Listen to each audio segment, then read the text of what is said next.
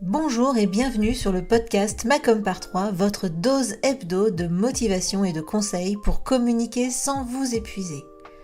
Je suis Hélène Gazul et je suis experte en visibilité pour les solopreneurs. Il y a quelques années maintenant, j'ai quitté le salariat pour enfin créer le job qui correspond à mon équilibre de vie. L'occasion pour moi de constater qu'il ne suffit pas d'être expert dans son domaine pour être entrepreneur. Il faut être aussi comptable, commercial, informaticien, RH et évidemment communicant. Alors, j'ai choisi d'être la partenaire com des entrepreneurs multicasquettes que nous sommes tous. À travers ce podcast et mes accompagnements, je vous partage mes conseils et mon expérience pour vous aider à communiquer simplement sans vous épuiser. Mais plus que tout, mon objectif est que vous passiez à l'action. Les conseils inapplicables et les to-do list sans fin, très peu pour moi. Si vous aimez ce podcast, pensez à le partager autour de vous et à laisser 5 étoiles sur votre plateforme d'écoute préférée. Et pour ne rien manquer, pensez à vous abonner au podcast. En attendant, je vous souhaite une bonne écoute. Bonjour, bienvenue dans ce nouvel épisode du podcast Macom par 3. Je suis ravie de vous retrouver et j'espère que vous allez bien. Aujourd'hui, j'avais envie de vous parler un peu de réseaux sociaux et de vous donner des conseils pour optimiser vos réseaux sociaux. Alors déjà, pour ceux qui me suivent depuis quelques temps et puis pour ceux qui peut-être ont suivi certains de mes conseils ou de mes formations, eh bien, vous devez savoir que ce titre ne correspond pas tout à fait à mes recommandations, puisque j'ai bien dit optimiser tes réseaux sociaux, alors que j'aurais dû dire ton réseau social. Mais bon, finalement, c'est un peu par habitude en fait. On dit souvent fais ça sur tes réseaux sociaux, sur les réseaux sociaux, etc. On l'utilise souvent au pluriel, et alors que moi, généralement, je préconise de rester focus sur un seul. Mais ça, on va en parler un peu plus loin dans l'épisode. Mais si vous ne savez pas de quoi je parle, si vous n'avez pas entendu parler de ce conseil de dire de quoi elle me parle, un seul réseau social, etc., sachez que j'en parle dans la masterclass comment organiser sa com pour arrêter de s'éparpiller et pour arrêter de perdre du temps. Le replay est disponible tout simplement via le lien qui est dans les notes de l'épisode, donc vous pouvez sans problème aller revisionner cette masterclass et du coup comme ça vous saurez de quoi je parle. Mais revenons-en à mes conseils pour optimiser vos réseaux sociaux et puis on va venir directement dès le premier conseil passer à un seul réseau social et non plus plusieurs. Donc globalement, c'est ce que je disais un peu dans mon intro, ce que je vous conseille, c'est de commencer par vous focaliser sur un seul réseau social plutôt que de chercher à optimiser plusieurs réseaux sociaux. Pourquoi ? Eh bien tout simplement parce que ça va vous demander beaucoup d'énergie et de temps de bien comprendre le fonctionnement d'un réseau social et de clairement l'optimiser et de l'utiliser avec toutes ses fonctionnalités. Ça va vous prendre du temps de connaître les subtilités liées à l'algorithme, les bonnes pratiques, les différents formats. Donc là, tout ça, ça va vous demander du temps et donc si vous le faites sur plein de réseaux sociaux, évidemment, ça va être très très compliqué. Et puis en plus, il va falloir que vous compreniez ce que votre audience préfère dans ce que vous publiez sur ce réseau social. Donc commencez par vous focaliser sur un réseau social et une fois que vous aurez bien compris les règles, que vous obtiendrez des résultats, vous pourrez ajouter éventuellement d'autres réseaux sociaux. C'est ce que moi j'ai fini par faire en ajoutant LinkedIn. Mais maintenant, ça fait quand même quelques années que je communique sur Instagram et que je communique régulièrement. Donc maintenant, je sais que je peux ajouter un nouveau réseau social.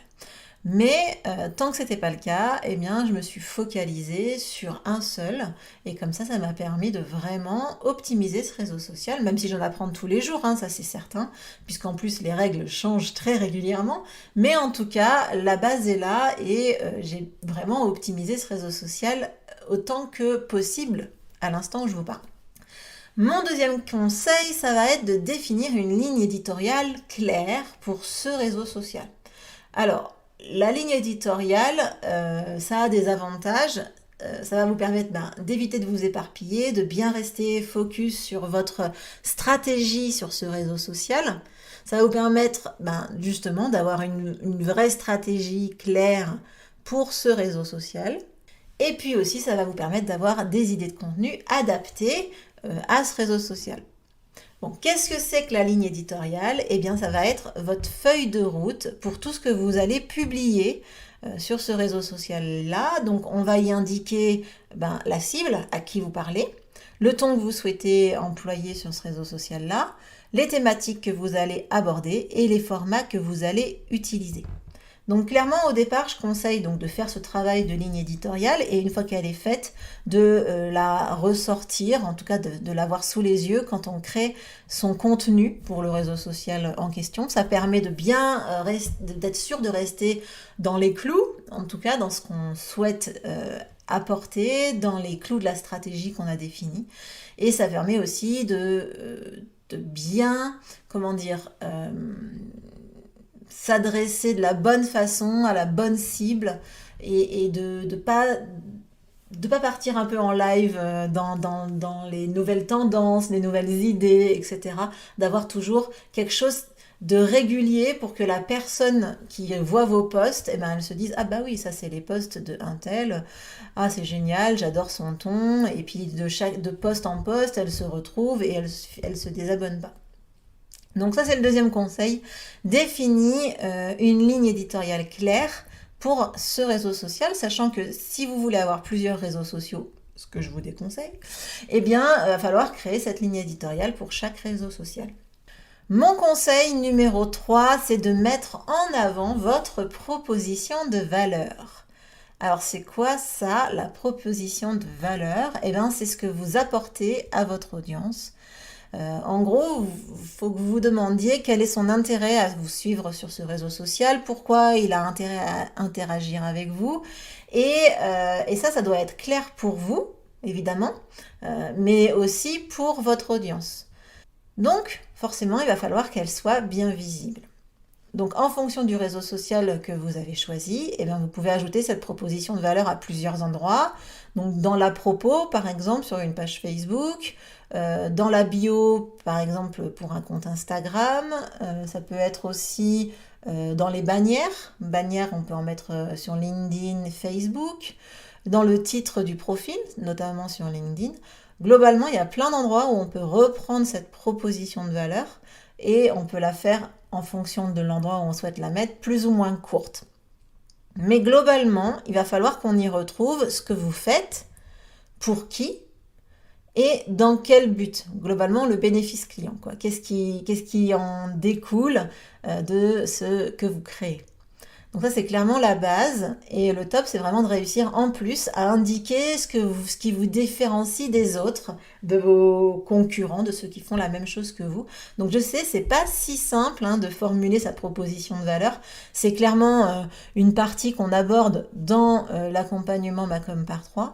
Mais en tout cas, faites-le, c'est vraiment très important pour que les personnes qui arrivent sur votre réseau social sachent à quoi s'attendre et puis du coup sachent si elles ont oui ou non envie de vous suivre. Donc mes 3 conseils, alors évidemment ce sont les conseils de base, on va dire quand on crée ou qu'on optimise son réseau social. Évidemment il y a encore d'autres points à travailler, mais on va dire en tout cas ce sont les 3 premiers, c'est de passer à un seul réseau social, de définir la ligne éditoriale pour ce réseau social-là et de mettre en avant votre proposition de valeur. Alors évidemment ensuite il va falloir suivre ces résultats et analyser les statistiques. Donc là par exemple vous pouvez analyser les statistiques des différents types de posts que vous publiez pour savoir ce qui fonctionne et ce qui ne fonctionne pas. Alors moi je le conseille souvent.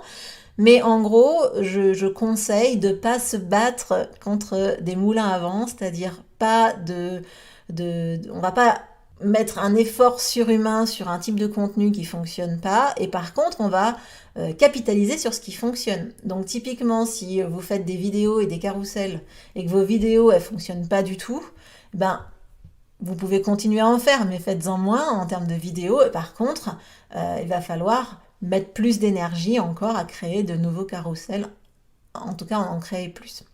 Donc voilà, j'espère que c'est assez clair et que cet épisode vous aura plu. Et n'oubliez pas, si vous voulez aller plus loin, vous pouvez accéder au replay de la masterclass directement dans les notes de l'épisode. En attendant, je vous souhaite une excellente journée ou une excellente soirée en fonction du moment où vous écoutez cet épisode et je vous dis à très vite dans un autre épisode. Ciao!